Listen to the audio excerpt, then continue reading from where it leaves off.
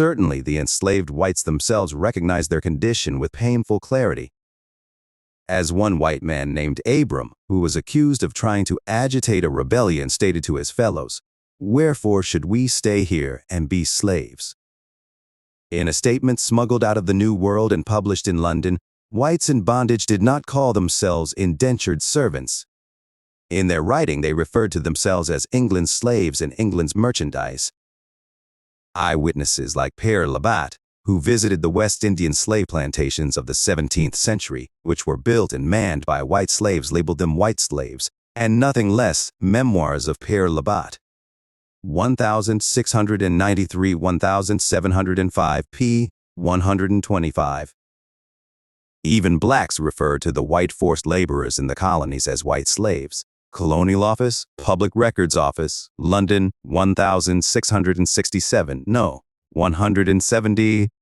Sot Wheat Factor, or A Voyage to Maryland, a pamphlet circulated in 1708, articulates the plight of tens of thousands of pathetic young white girls kidnapped from England and enslaved in colonial America, lamenting that, "In better times ere to this land I was unhappily trepanned, not then a slave."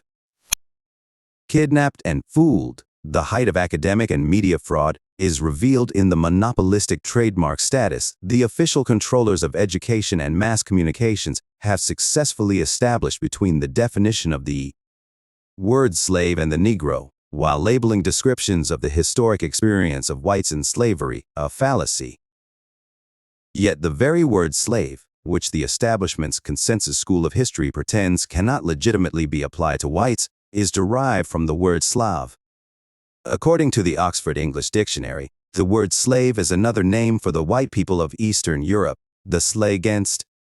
Compact edition of the Oxford English Dictionary, p. 2858. In other words, slave has always been a term for, and a definition of a servile condition of white people. Yet we are told by the professorcrats that it is not correct to refer to whites as slaves but only as servants, even though the very root of the word is derived from the historical fact of white slavery. A holocaust against the white poor. The desperate condition of the poor whites of Britain was most obvious in the cities. The English slums of the 17th, 18th, and 19th centuries were pits of white suffering. London's St. Giles was known locally as Rat's Castle. A policeman who worked the area used metaphors from the insect world to describe the conditions of the poor whites there, referring to them as vermin-haunted heaps of rags. Opening the door to a tiny shack, the policeman discovered 10, 20, 30, who can count them, men, women, children, for the most part naked, heaped upon the floor like maggots in a cheese. A spectral rising, unshrouded, from a grave of rags. On duty with Inspector Field, in Household Words, June 14, 1851, pp. 265-267. Herman Melville, in his autobiographical account of his first voyage as a sailor, described the same living death in the English port city of Liverpool in 1839. L generally passed through a narrow street called Launcelot's Hay. Once passing through this place, L heard a feeble wail. It seemed a low, hopeless, endless wail of someone forever lost. At last I advanced to an opening, to deep tiers of cellars beneath a crumbling old warehouse, and there, some 15 feet below the walk, crouching in nameless squalor, with her head bowed over, was the figure of what had been a woman. Her blue arms folded to her livid bosom, two shrunken things like children that leaned toward her, one on each side. At first, I knew not whether they were alive or dead.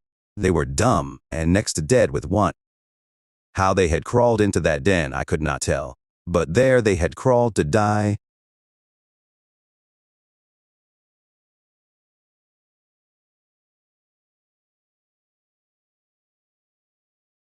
L tried to lift. A thought crossed, a thought with want.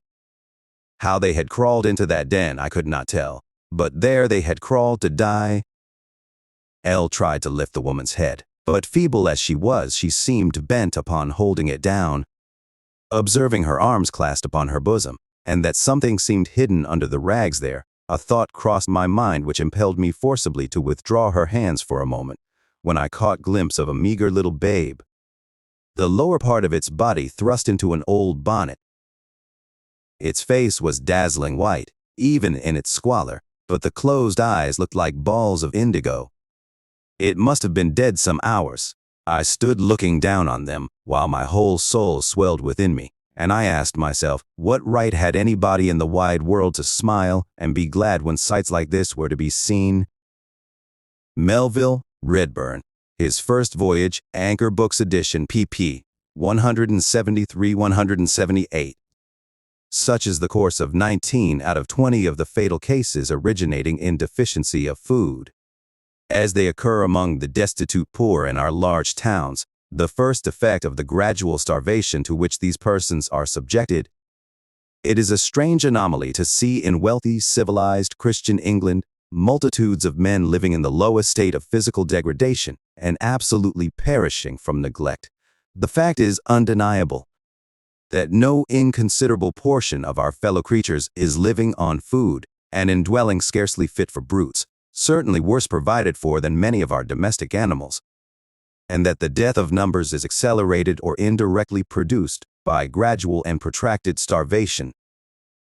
Joseph Adshed, Distress in Manchester, Evidence Tabular and Otherwise of the State of the Laboring Classes in 1841,842, pp. 4950. Charles Darwin's uncle, factory owner Josiah Wedgwood, owned a business that worked white children of 5 years of age in a chemical factory permeated with lead oxide, a deadly poison. Wedgwood acknowledged that the lead made the children very subject to disease, but worked them anyway. The English writer Francis Trollope estimated that at least 200 English children were snatched away to factories, taken and lodged amid stench and stunning, terrifying tumult, driven to and fro until their little limbs bend under them, the repose of a moment to be purchased only by yielding their tender bodies to the fist, the heel or the strap of the overlooker, overseer. Marcus Cunliffe, Chattel Slavery and Wage Slavery, p. 73. In 1723, the Waltham Act was passed, which classified more than 200 minor offenses such as stealing a rabbit from an aristocrat or breaking up his fish pond, a crime punishable by hanging. Starving youths, 14 years old, were strung up on Tyburn gallows for stealing as little as one sheep.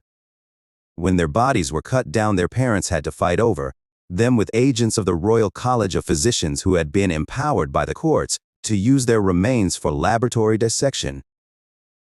The English historian William Cobbett stated in 1836, "The starving agricultural laborers of southern England are worse off than American Negroes."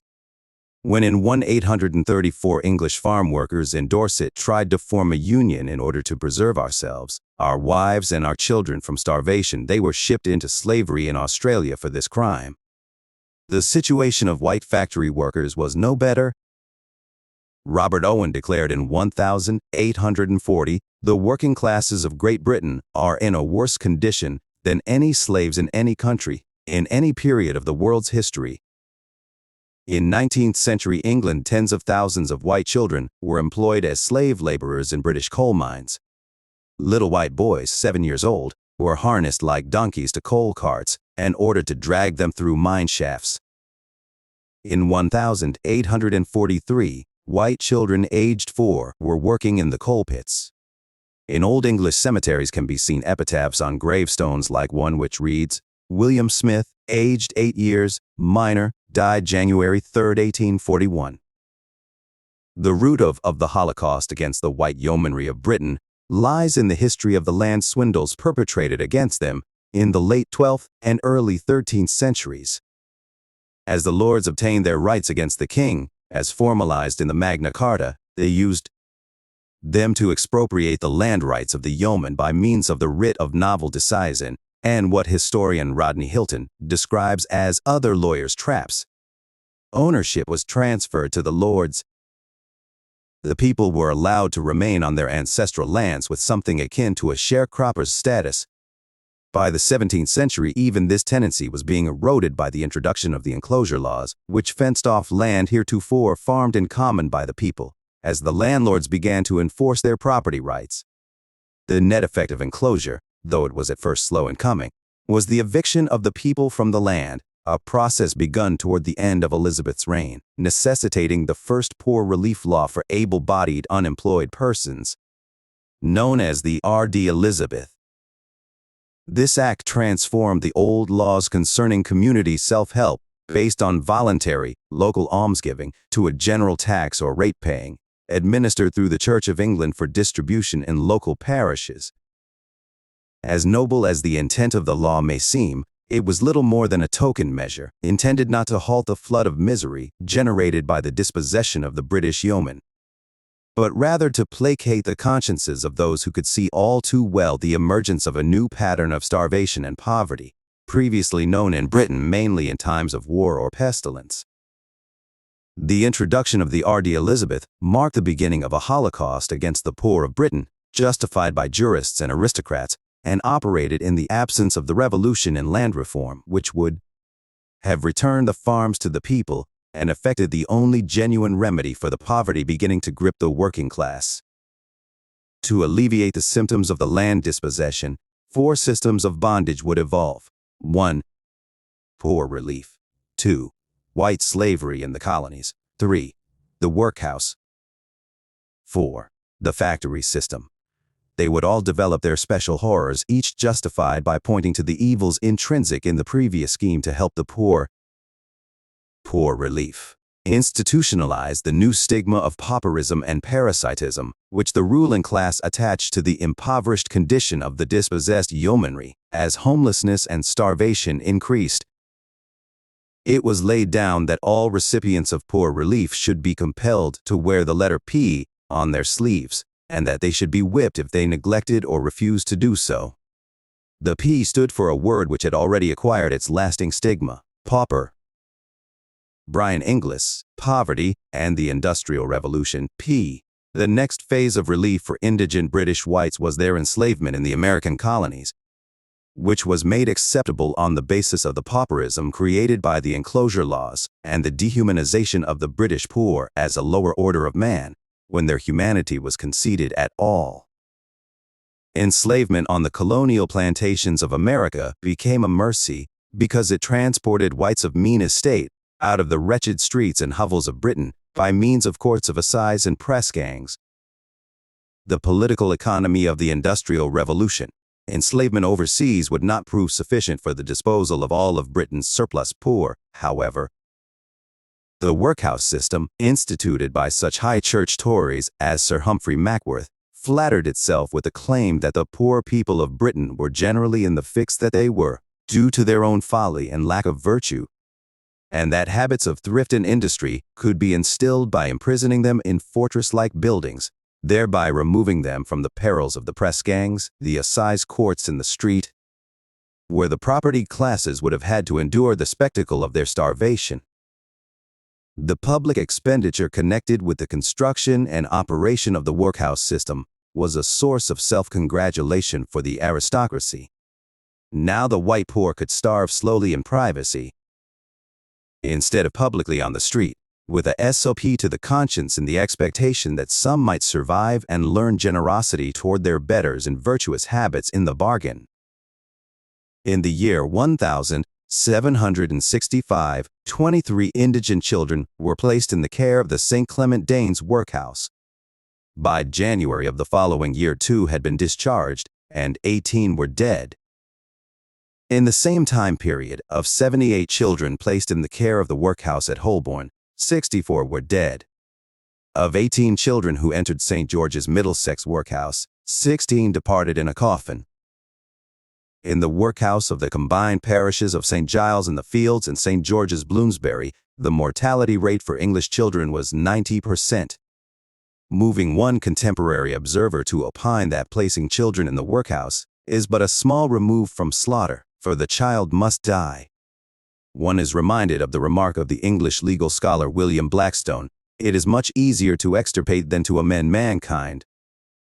As the workhouse was revealed to be a mansion of putridity, A humane reform along scientific lines was called for, and into the breach stepped the political economist Jeremy Bentham. Bentham's philosophy viewed the workhouse, when properly implemented according to the latest principles in pauper administration and the panopticon principle of construction, as the scientific management of poor whites. Bentham's supposedly humane model panopticon workhouse was even more tomb-like and regimented than its predecessors, and amounted to the creation of a prison warehouse for the storage of that vexatious species of humanity, the white pauper. An exposé of political economy appears in Charles Dickens' Oliver Twist in his characterization of the Bentham and Ricardo philosophers on the board of supervisors of a workhouse. The members of this board were very sage, deep, philosophical men, and when they came to turn their attention to the workhouse, they found out at once what ordinary folks would never have discovered, that poor people liked it.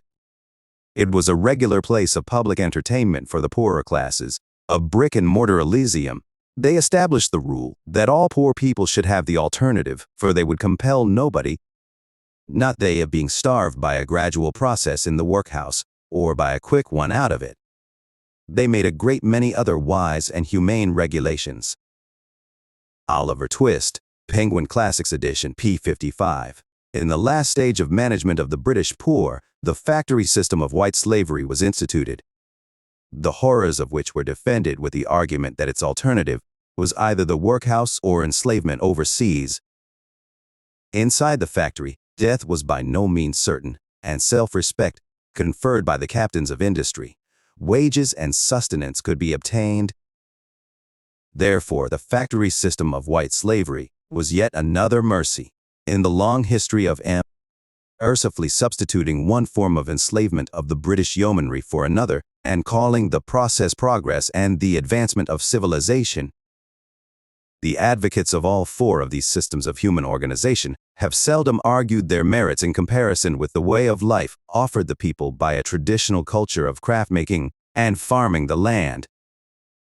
To do so would be to compare the traditional rural existence of the white farmer and cottage handcraft worker with the modern organization of the white working class. In such an analogy, the evils of the latter would be overwhelmingly obvious. Once land, the source of the independence of the British yeoman, had been removed, the resulting dependency attached to the white poor the station of servility, a process whose groundwork had been laid with the juridical defeat of ancestral peasant land claims as a result of the establishment of the concept of villein tenure in the 12th century, the consequences of which, evictions and enclosure, were not experienced on a mass scale until the Stuart era. One Bentham had his elderly butler hanged for stealing 2 silver spoons. The attitude of the propertied classes toward the class of penurious whites created by the avarice of the aristocracy was expressed candidly by Joseph Townsend in his dissertation on the Poor Laws, and by the Scottish magistrate Lord Braxfield in the 1793 trial of Thomas Muir. Muir had been arrested for the crime of advocating the right to vote for white working men.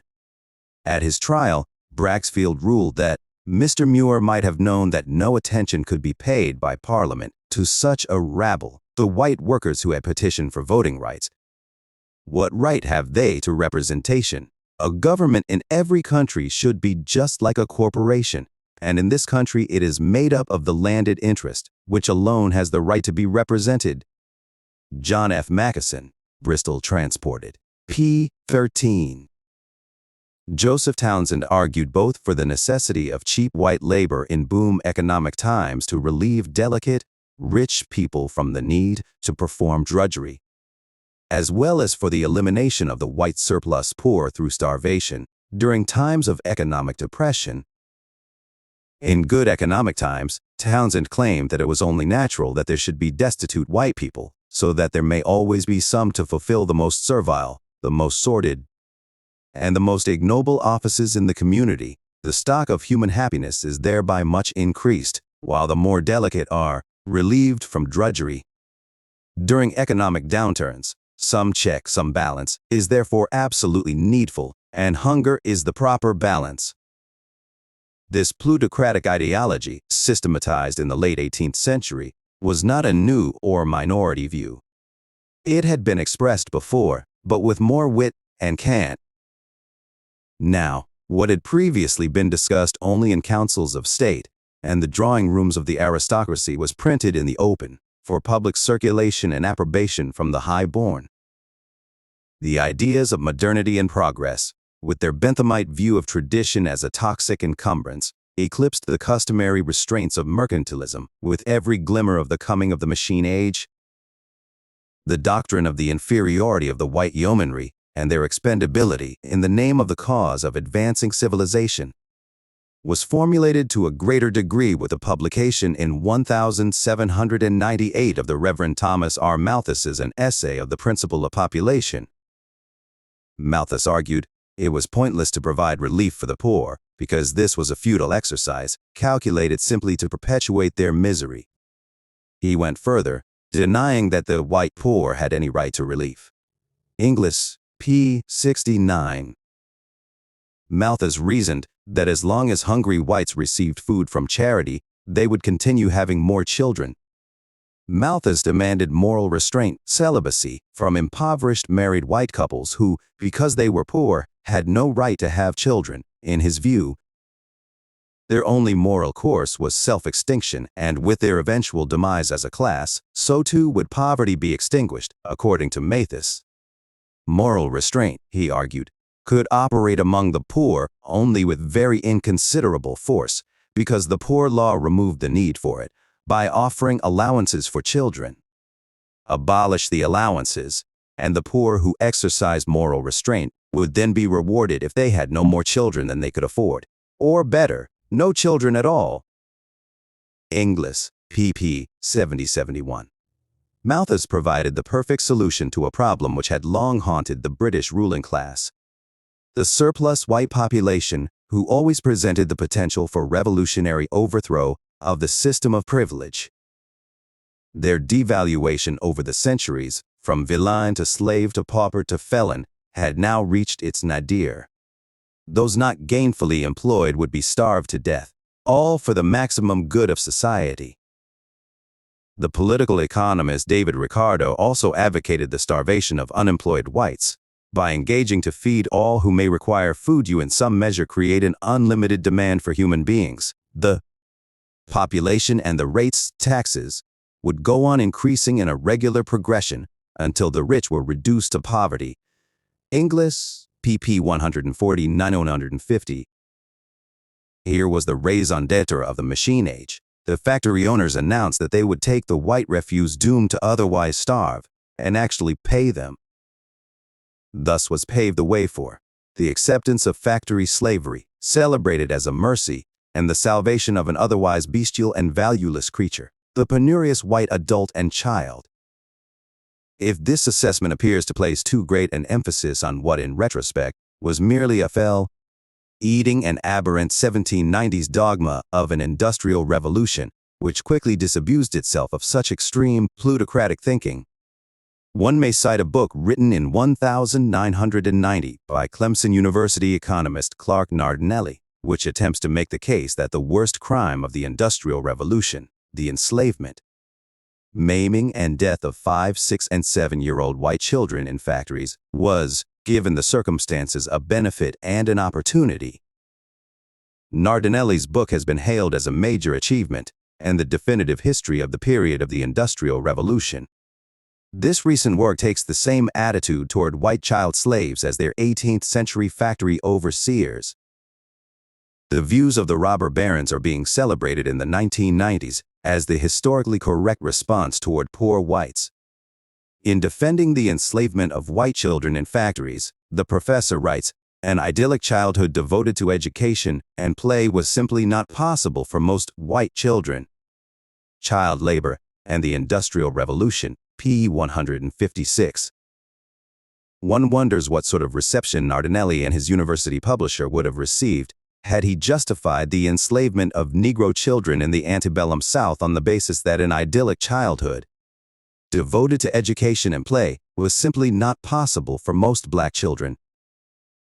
As we shall see, Nardinelli's apologia is part of a long line of both capitalist and supposedly humanitarian socialist thinkers for whom two different standards of morality have obtained. What qualified as oppression of Negro slaves and what qualified as oppression for white ones, beginning with the fact that it has been ruled improper to even refer to white slaves as such, and concluding with economic arguments in favor of white enslavement, which, were they to be advanced in precisely the same terms toward any other race of people, would be denounced as an egregious denial of fundamental human rights.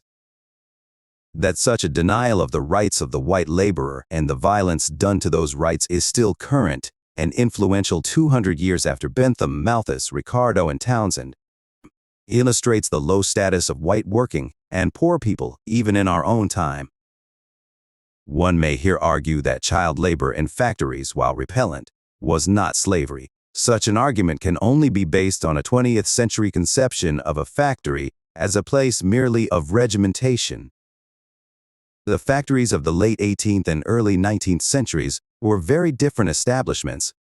The factory system.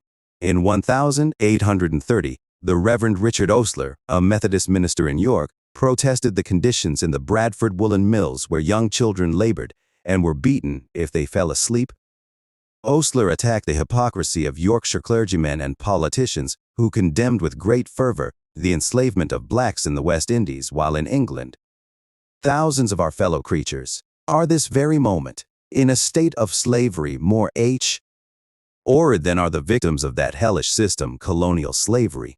The very streets which receive the droppings of an anti-slavery society are every morning wet by the tears of innocent victims at the accursed shrine of avarice, who are compelled, not by the cart whip of the Negro slave driver, but by the dread of the equally appalling thong, or strap, of the overlooker to hasten, half-dressed but not half-fed, to those magazines of British infantile slavery, the worsted mills in the town of Bradford,